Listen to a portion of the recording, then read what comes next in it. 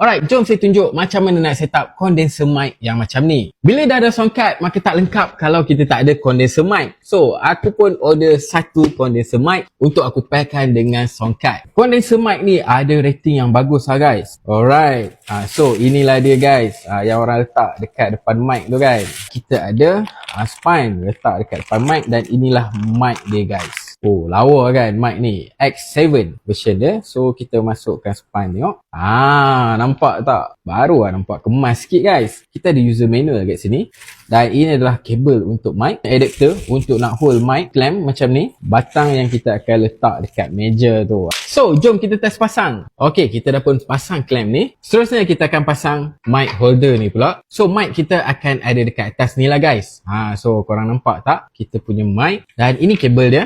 Dan last, kita nak pasang benda ni guys. Alright guys, so lengkap lah kita punya setup untuk condenser mic. Dan ni, kita akan cucuk dekat kita punya sound card. So, inilah dia guys, hasil daripada menggunakan mic ni dan juga sound card. Kalau korang berminat, check out dekat bag kuning di bawah.